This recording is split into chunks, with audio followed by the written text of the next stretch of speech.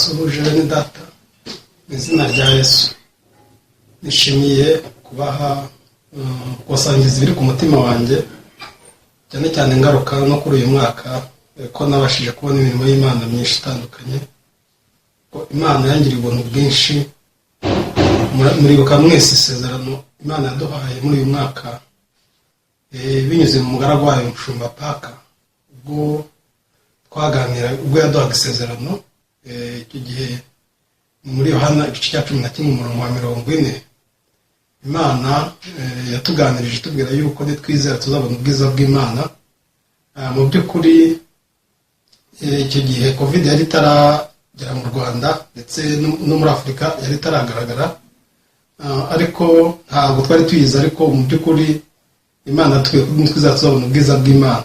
Binyuze rero muri uyu mwaka, binyuze no muri iryo sezerano, nabashije kubona ubwiza bw'Imana mu buryo butandukanye, kubera ko nabashije kwakira isezerano ry'Imana mu mutima wanjye ndarigundira. Nakomeje kurisubiramo, nkomeza kuryibwira kuko numvaga nkeneye kubona ubwiza bw'Imana. Imana yaramfashije kubera ko yangiriye neza muri bya bihe bikaze muzi, ndetse si ibyo gusa, ahubwo yananciriye akanzu no muri ibyo bihe mbasha kubona uburyo bwo kubaho. Ibyo ngibyo ndabihimbariza Imana cyane. Kandi mu by'ukuri murabizi ko abantu benshi batakaje akazi, abantu benshi batakaza ibintu byabo, amafaranga, mbese ubuzima busa nkaho buhagaze. Ubwo twasubiraga mu kazi birukanye abakozi benshi cyane, kubw'ubuntu bw'Imana ndasigara. Mu by'ukuri ubwo nasigaraga nanone ntabwo nari nzi ikizakurikiraho, ariko n'amafaranga twahembwaga nayo baje kuyagabanya, kandi icyo gihe nari mfite umwenda wa banke.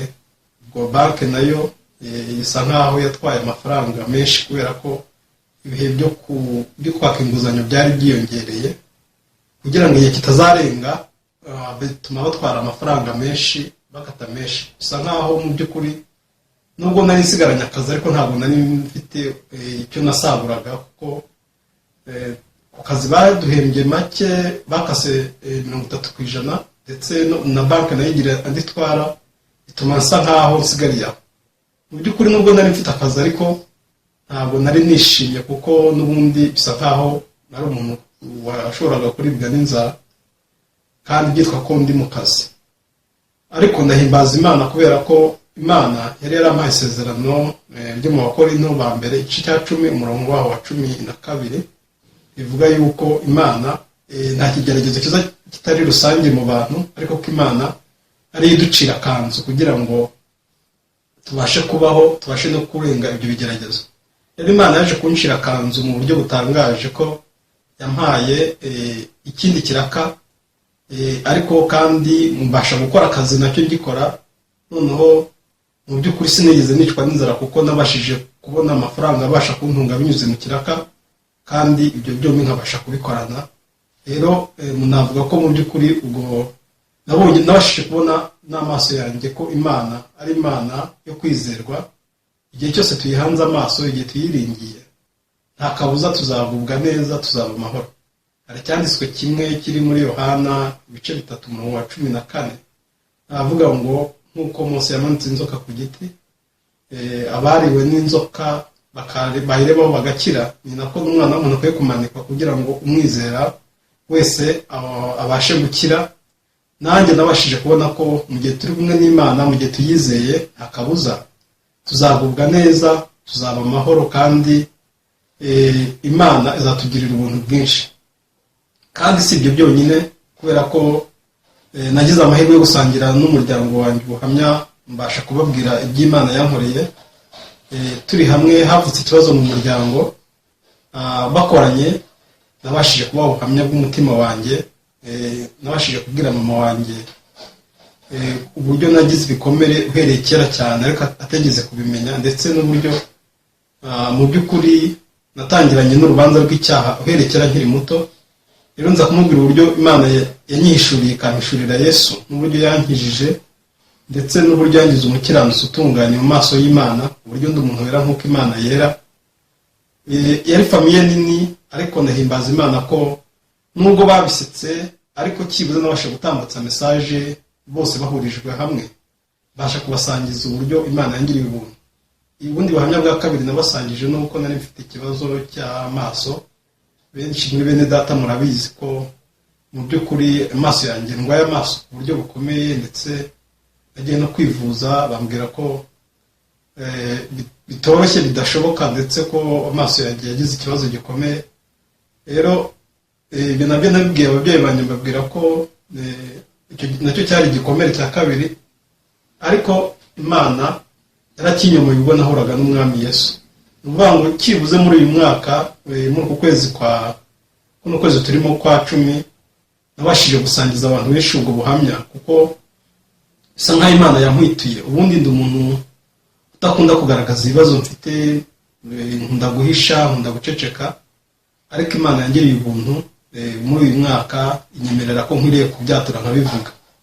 Ubundi ikibazo cy'amaso yanjye nicyo kintu cya kabiri nyuma y'icyaha cyanzaniye igikomere ku mutima, kuko nibwiraga yuko nta byiringiro mfite, ntabwo nari mfite igisobanuro cy'ubuzima bwanjye, nari nihebye. Ariko Imana yangiriye ubuntu bwinshi, kubera ko ubwo yangizaga icyaha yabashije no kumpa kurenga, yabashije kunkiza umutima, mbasha kurenga izo ngorane zose. Nagerageje uburyo bwose bwo kubaho, ariko ntibyanshobokeraga, kuko ubumuga bwo kutabona bwatumye ntakaza amahirwe menshi mu buzima, harimo kuba naragiye mbura akazi kenshi gatandukanye, umvutswa amahirwe yo kwiga, n'andi mahirwe yo gukora imirimo myinshi bisaba kuba uri umuntu ufite amaso areba neza. Rero icyo gihe byatumaga ngira ibikomere byinshi ku mutima, bigatuma ntekereza ko ndakwiye kubaho, bigatuma nkundana ababyeyi banjye, bigatuma nibwira ko ndi umuntu uteye agahinda kurusha abandi bose muri iyi si. Ariko maze guhura n'imbabazi z'Imana, maze guhura na Yesu Kristo, ibyaha byanjye bimaze kwezwa, ni nabwo nabashije kugira umutima ukomeye, basha kugira ibyiringiro, basha kubona ko Umwami Yesu ubasha gukiza ibyaha byacu, abasha no gukiza ubumuga bwacu, ariko kandi n'iyo butanakira tubasha kubugira umutima ukomeye, tukabasha kurenga ibyo bihe, tukabaho twishimye. Rero nabayeho nishimye nyuma y'uko mpuye n'Umwami Yesu, kandi ubu ngubu ndi umuntu wishimye kuruta abandi bose muri iyi si. Ndi umuntu ufite amahirwe menshi mu buryo bwose, kubera yuko ndi kumwe n'Umwami Yesu. Ubwo nibwo buhamya nasangije ababyeyi banjye, kandi nabonye ko byabanejeje. Ubundi bamfataga nk'umuntu utita ku bantu, umuntu utagira icyo nitaho, umuntu wikunda, umuntu utazirikana abandi. Maze kubasangiza ubuhamya bwanjye, nabonye ukuntu bose batangaye, baravuga bati twari tubizi. Rero byaranejeje ko Imana yampaye amahirwe yo gusangiza ababyeyi banjye ubuhamya bw'ukuntu nakijijwe by'ukuri, n'uburyo nabashije kurenga ikibazo cy'amaso cyo kutabona kwanjye. Bityo bituma nabo mbona ko babonye koko mfite umwami, nubwo bambwiye ngo umwami wizera azagukiza ayo maso, ariko mu by'ukuri nabahamirije yuko n'umutima wanjye ubwawe kuva warakize, nkabasha kurenga ibyo bikomere, nkabasha kurenga uko kwiheba, Imana ikabasha kumpa amahoro atagira uko ngana. Ibyo rero biruta kuba n'ibindi byose umuntu yavuga cyangwa yabona. Ni ukuri ifite ubuhamya bwinshi mu mutima wanjye, kubera yuko nishimye binyuze muri iyo mirimo yose Imana yankoreye. Niyo mpamvu nifuje kubasangiza ubu buhamya, kubera yuko Umwami Yesu yangiriye ubuntu bwinshi. Ikindi kandi muri no minsi nagira ubuntu bwo gusura bene data batandukanye, kuko muri no minsi mfite konji, nabo nakomeje kubasangiza. Hari icyanditswe kiri muri Mariko igice cya 2, umurongo waho wa 10, kuva ku murongo waho wa mbere kugera ku murongo wa 12, havuga umuntu wari uremaye, yari afite uburema, yaje ahetswe, maze abageze aho Yesu ari ku isinagogi, basanga abantu bakubise buzuye. Ubwo ntabwo abantu bashoboraga abari bameze ntibashobora kumugeza kuri Yesu, nta buryo bari bafite bundi usibye ko bagize ikindi gitekerezo cyo gusakambura inzu, bityo bamumanuriraho Yesu ari neza. Yesu ijambo rya mbere yamubwiye yuko ibyaha bye bibabariwe, kandi amubwira yuko amubwira ati korera n'uburiri bwawe wigendere. mu by'ukuri igihe cyose duhuye n'ubutumwa bwiza, ikintu cya mbere kibanza gukoreka mu mitima yacu ni imbabazi z'icyaha. Icya kabiri ni ukuba imitima yacu, imibiri yacu nayo ishobora kubohoka ingoyi zose n'ingorane zose tubasha guhura nazo, tukabasha kuzirenga, kubera yuko Bibiliya ivuga yuko ubugingo buruta umubiri kandi umubiri nawo uruta imyambaro. Mu gihe rero duhuye n'ubutumwa bwiza, mu gihe twakira imbabazi z'icyaha mu mitima yacu, ubugingo bwacu bukaba buzima n'imibiri yacu igira ibyishimo, kuko ibikorerwa imbere mu mutima ari nabyo bisesekara inyuma ku mubiri. Ubwo nibwo buhamya nari mfite, kandi mu by'ukuri ndi umuntu unezerewe kubera ko nabashije kurenga ibyo bihe bikaze nagiye mpura nabyo mu buzima. Nk'uko nabivuze, nabonaga ubuzima bwanjye budafite igisobanuro, kubera iyo mpamvu bigatuma mu by'ukuri mpora nihebye, mporana umutima uhagaze, mporana impungenge. Ariko ubwo nahoraga n'umwami Yesu, nabashije kubona ko ubuzima bwanjye bugize igisobanuro cy'ukuri, bituma mbaho ndi umuntu unezerewe, kandi ndi umuntu ufite ibyinshi nasangiza abandi. Ababyeyi banjye barishimye kandi nanjye narishimye. Nyamara si ababyeyi banjye gusa, nabashije no kurenga, kuko ubu ngubu nsigaye mbiganiriza n'abandi bantu. Namwe bene data ubwanyu murumva ko mbashije kugera ku rwego rwo kubibabwira. Ariko ubundi igitekerezo aho cyavuye cyo gutangira gusangiza bene data ndetse n'ababyeyi banjye n'abaturanyi banjye ubuhamya bw'uko ntabona, mu by'ukuri ntabwo ari ibintu napfuye gutekereza gusa, nta nubwo natekereza ko nabivuga, kuko ubundi ni ibintu biteye inkeke, kandi ni ibintu umuntu wese aba yumva yahisha.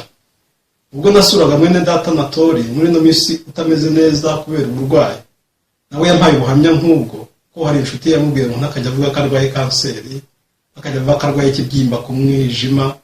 Ibyo bintu biteye isoni, ntakwiye kubivuga. Ariko yaramubwiye ati nzabivuga kubera ko umunsi umwami Yesu yankijije, ni nacyo gihe nzababwira ko nanjye koko nakize kanseri. Ese ndamutse ntabivuze, nkajya mbabwira ko ndwaye igifu, nyuma yaho nkize najya mbabwira ko nakize kanseri kandi narababwiraga ko ndwaye igifu? Nanjye rero mu by'ukuri sinzajya, umunsi umwami Yesu yankijije nkwiriye gutanga ubuhamya avuga ko umwami Yesu yankijije amaso akampumura nari impumyi. Bitandukanye no kubihisha, no mu gihe nakize ntabwo nashobora kubivuga. Mu by'ukuri ubwo nibwo buhamya mfite, kubera ko muri ino minsi natinyutse nkabasha kwirenga, nkabasha kubisangiza ubuhamya kuri bene data, ababyeyi banjye ndetse n'abandi bantu bose mbashije gusura. Mu by'ukuri nkabasha kubasangiza ubuhamya. Nanjye nihuje n'uyu murongo muri Mariko igice cya 2, ndetse kugeza kuva ku murongo wa 1 kugera ku murongo wa 12, nanjye nura muntu wari ufite ibyago by'uburyo bubiri: icyago cyo kuba nararemaye ndetse n'icyago cyo kuba nari umunyacyaha. Ibyo byombi byari bihagije ngo bitume ubuzima bwanjye bujya mu kaga katagira uko kangana. Ariko kandi maze guhura n'umwami Yesu, nk'uko na kiriya kirema bakigejeje ku mwami Yesu, icyo gihe ni nabwo natekanye, kandi nibwo natangiye kurenga ubwoba, impungenge, kwibaza uko nzabaho. Ubuzima bwanjye nabwo bwatangiye kugira ibisobanuro. Bene data, niringira ko namwe mwese mugenda mubona imirimo y'Imana, kandi nta kabuza muzakomeza kuyibona niba mwiringiye umwami Yesu, kuko yatanze isezerano y'uko umushikamishije umutima azamurinda akaba amahoro masa, azagubwa neza, kandi ubuzima bwe buzaba ubuzima bwo guhirwa gusa niba tumwiringiye. Ubwo nahoraga n'itorero, nicyo gihe cyonyine natangiye kubaho nishimye, kandi nicyo gihe natangiye kurenga izo ngorane zose nari mfite mu buzima bwanjye. Niringira yuko twakisunga umwami Yesu, kuko ari we wenyine ushobora gukemura ibibazo byose duhura nabyo mu buzima. Pasiteri wanjye yarambwiye ngo ntabwo Imana yirengera gusa ubuzima bw'umwuka gusa, ahubwo yita no ku mibiri yacu, kandi koko ibyo tujya tubibona, buri munsi turabibona. Reka nsoze ubuhamya bwanjye nshimira Imana, kandi niringira yuko namwe mwese mu mirimo yose Imana igenda ibakorera muzajya murenga inzitizi, bigatuma namwe mugira umutima ushima. Imana ibahe umugisha. Niringiye ko mwagira umunsi mwiza. Murakoze.